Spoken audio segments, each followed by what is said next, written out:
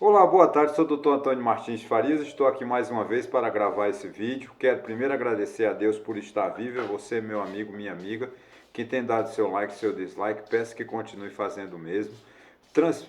Compartilhe com um amigo, para que esse meu canal possa cada vez mais crescer, cada vez mais atingir pessoas, né? Para que elas possam trocar ideias com a gente e a gente possa aprender cada vez mais. Muito obrigado aos meus 164 amigos que estão acreditando no meu trabalho e se inscreveram. E você ainda não se inscreveu, corra para o Facebook, crie um canal, se inscreva no meu, por favor, para a gente trocar ideia, para a gente crescer juntos, né? É muito importante, muito importante. Sim, aqui eu deixo embaixo, deixo os meus telefones, deixo o meu e-mail e deixo também o meu blog. Qual é a vantagem de você acessar o meu blog? De segunda a sexta tem sempre um assunto sobre educação, sobre saúde, sobre direito, qual é a vantagem? Mantermos atualizado, né? Então, de segunda a sexta, sempre no meu blog, que eu deixo aqui embaixo, você pode acessar, em 5 minutos você tem um assunto, você aprende um assunto, né, para ter, vamos dizer assim, para conversar, para se inteirar, para se relacionar com as pessoas o dia inteiro, ok? Bom, hoje nós vamos falar de um assunto que está na moda, todo mundo está discutindo, mas que infelizmente não é muito bom, né? Insisto que o povo brasileiro sempre achou que combustível é uma dádiva, o governo tem a obrigação de vender combustível, gasolina, óleo diesel, álcool, etanol barato. Não, gente, não tem essa obrigação. Talvez foi um erro da cultura dos anos 40, do século XX, onde havia um grupo de brasileiros, intelectuais, políticos, que defendiam que o Brasil era autossuficiente em tudo, porque em 1942, com a criação da Petrobras, né, as tecno... porque até 1942 era afirmado o Brasil não tem petróleo.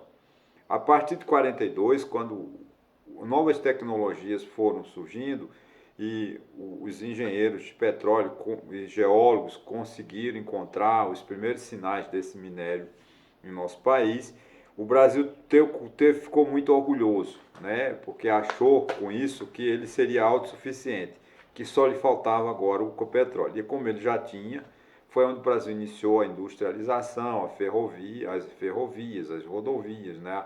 As siderurgias, por exemplo, Volta Redonda. Começamos a construção de Brasília, né? Logo uns 20 anos depois, na década de 60, né? E assim foi. O Brasil.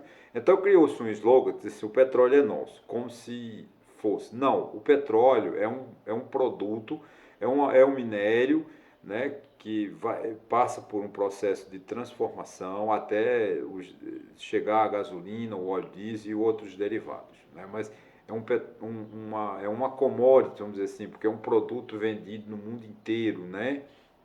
E cujo preço, né, depende muito do humor do mercado internacional.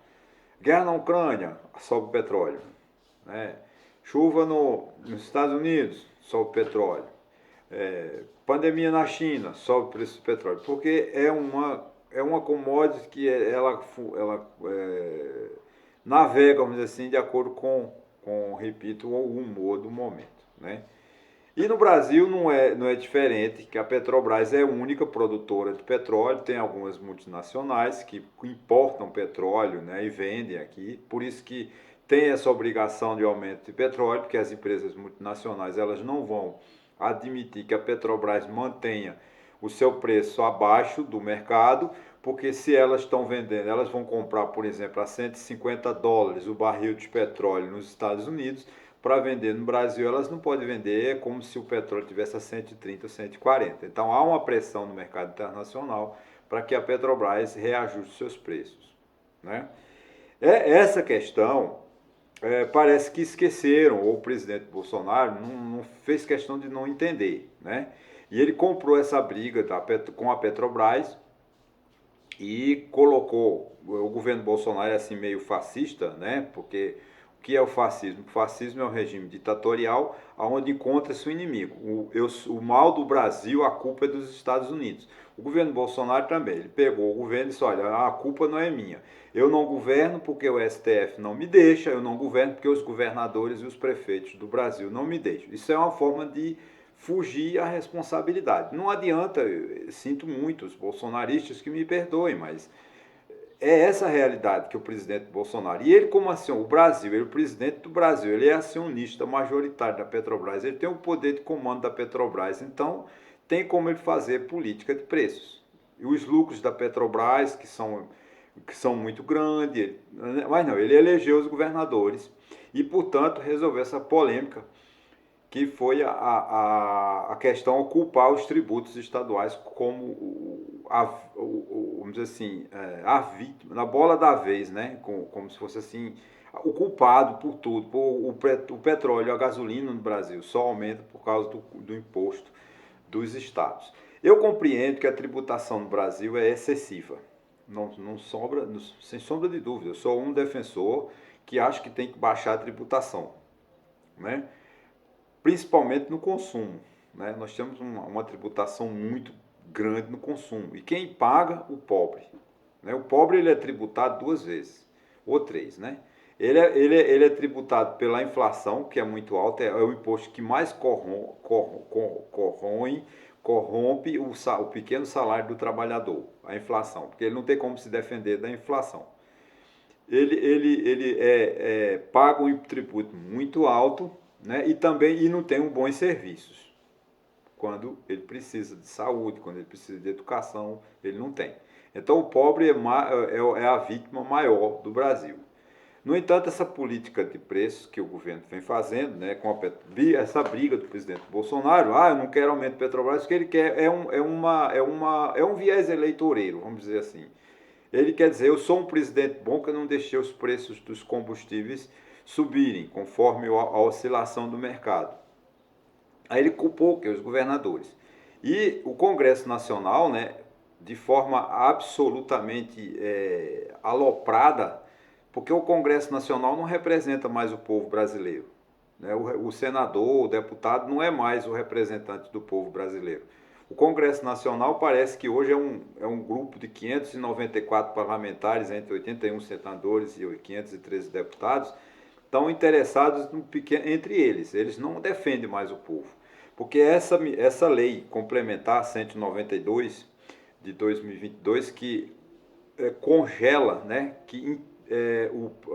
a tabela, né, a alíquota do ICMS dos estados em 18, 17, 18%. Isso é de uma inconstitucionalidade e de uma agressão violentíssima à Constituição. E isso vem, né, a questão da autonomia, do princípio federativo. O presidente Bolsonaro, através dessa lei complementar, ele rasgou a Constituição, ele rompeu com o princípio federativo. O que é o princípio federativo? O princípio federativo, grosso modo, foi discutido lá em 1891, 1787, nos Estados Unidos, né, quando os três nobres cidadãos lá, que eu tenho o nome deles aqui, né? Deixa eu ver quem foi. Alexander Hamilton, James Madison e John Jay. Essas pessoas, eles escreveram artigos, né, durante anos, sobre como fazer uma federação, né? Que os Estados Unidos não eram federação, né? Os Estados Unidos até 1700, cada colônia americana era independente, elas eram unidas entre si, mas cada uma tinha o seu tipo de governo, cada um.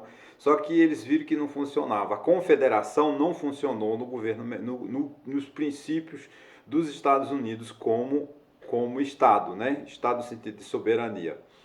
Aí, em 1700, esses três senhores ilustres escreveram vários artigos, né, nos jornais.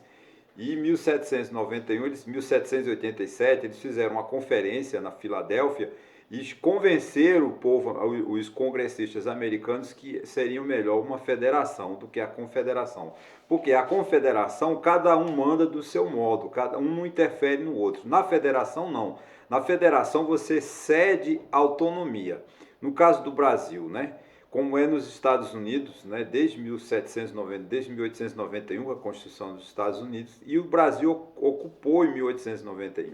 Adotou o sistema de federação desde 1891 e vem sendo mantido em todas as constituições até a de 1988. O que isso quer dizer? Isso quer dizer o seguinte, que os estados, a União tem a sua competência tributária, administrativa e política. Os estados têm a sua competência tributária, competência política, competência financeira, enfim. Isso não pode haver, né, os municípios. Cada um tem a sua autonomia, tem a sua liberdade, sempre obedecendo o máximo que é a Constituição Federal. O que é que o presidente Bolsonaro e o Congresso Nacional fizeram? Pegaram e avocaram para si a responsabilidade dos estados. Tiraram dos estados, porque a política de alíquota, política de taxa, política tributária do ICMS é competência das Assembleias Legislativas dos estados através de convênio. Tem um organismo chamado, cujo presidente é o ministro da Fazenda, que reúne todos os secretários de Fazenda dos estados e define no CONFAS, né? Conselho de Administração Fazendária, e se reúne e decide toda a base legal do ICMS. Quando o governo interfere, o governo federal manda um projeto de lei para o Congresso Nacional e agride essa autonomia dos estados, gente, isso é absolutamente inconstitucional. É uma agressão à cidadania, é uma agressão à soberania brasileira. O que essa lei complementar 192 de 2002 deve ser automaticamente questionada no Supremo Tribunal Federal, que deve julgá-la inconstitucional por unanimidade. Eu sei que ninguém vai concordar com isso, mas é uma agressão. Mas essa lei foi votada no Senado e na Câmara. Não pode essa lei complementar 192, ela interferiu na autonomia política e tributária dos estados. Foi uma agressão, eles estão rasgando a Constituição Federal, estão rasgando as constituições dos estados e a Carta Orgânica do Distrito Federal. Portanto, eu sei que tem uma liminar, né, no STF, eu acho o nome dela aqui, o número, eu acho que é a 7191, é uma ação direta de inconstitucionalidade que foi proposta pelos 11 estados, inclusive o estado de Pernambuco. E está como relator o ministro Gilmar Mendes. Tomara que imediatamente ele conceda e o pleno do Supremo Tribunal julgue inconstitucional essa lei. Antônio, mas aí eles vão aumentar, aí é uma política de preço de cada estado. Aí cabe à população cobrar do seu governador, do seu deputado estadual, que baixe a alíquota. Agora, o Estado, a União Federal, o presidente Bolsonaro, impor, e o Congresso Nacional votar uma lei impondo, obrigando aos estados a baixar as alíquotas do ICMS, é de uma inconstitucionalidade afronta. E tem uma coisa, o STF, pode criticar o STF, ele tem a obrigação de votar essa ação direta de inconstitucionalidade, concedendo o direito de revogar a lei complementar 192 de 2022, que obriga os estados a estabelecer uma alíquota de 17% ou 18%. Mas não vai beneficiar o povo.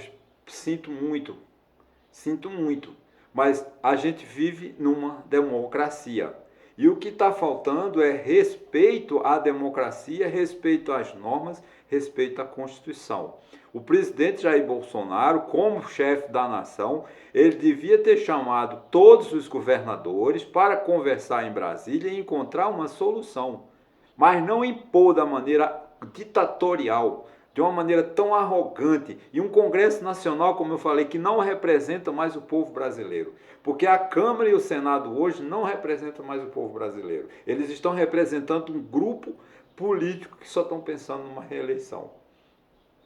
Obrigar que os estados se abram mão de 125, 150 bilhões de reais de receita, como os estados vão perder, de forma abrupta, sem um planejamento no seu orçamento, é uma agressão. Quem vai pagar essa conta é o povo brasileiro. É o povo de Pernambuco que não vai ter estrada, é o povo de Pernambuco que não vai ter saúde, é o povo de Pernambuco que não vai ter condições de ter uma boa educação.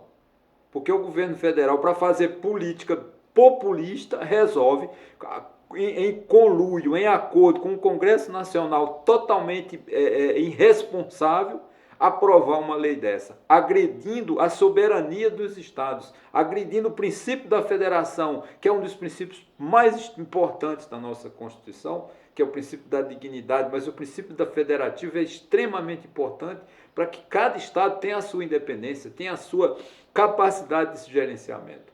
Não podemos centralizar o que o governo Bolsonaro faz. Ele está centralizando, criando um país centralizador. Nós não podemos aceitar isso. O Supremo Tribunal Federal não pode, eu sei que as ruas vão ficar a favor porque está baixando o ICMS. Eu sei disso. Agora, o Supremo Tribunal Federal não pode, nesse momento, ouvir a voz das ruas. Tem que ouvir a voz da lei, a voz da Constituição, porque está totalmente desrespeitada. E a gente não pode aceitar que um governo que não tem preocupação social com o país, o governo que está demonstrando que é um governo ditatorial, um governo autoritário, um governo que não negocia, um governo que não tem diálogo, mas que conseguiu, através do orçamento secreto, né, comprar essa base parlamentar que o sustenta hoje.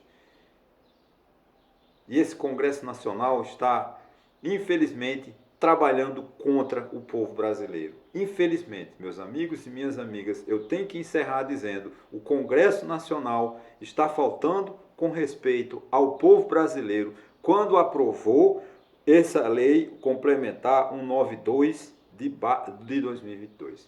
E já tem uma ação direta de inconstitucionalidade no Supremo Tribunal Federal. Oxalá que a Corte julgue procedente essa ação direta de inconstitucionalidade, qual seja, anulando os efeitos do artigo 3º desta lei. Conforme tal pedido, eu li a ação, ela tem fundamento, ela tem juridicidade. Se Deus quiser, o Supremo Tribunal há de revogar esta lei. Porque revogando essa lei, o Supremo Tribunal está dizendo: nós estamos a favor da democracia, nós estamos a favor do povo, nós estamos com o Brasil. Porque esta lei está dizendo: nós não somos a favor do povo, nós não somos a favor do Brasil, somos a favor da nossa reeleição. E isso não pode acontecer. Essa política populista, ela tem que desaparecer do Brasil. Já era para ter desaparecido, mas infelizmente ainda tem político que acha que ganha enganando o povo, mas o povo não será mais enganado, porque aonde houver um pingo de luz, a gente vai levando a informação, vai mostrando a cada um a capacidade de entender e ser contra esse tipo de coisa absurda que o Congresso Nacional vem fazendo contra nós. Muito obrigado.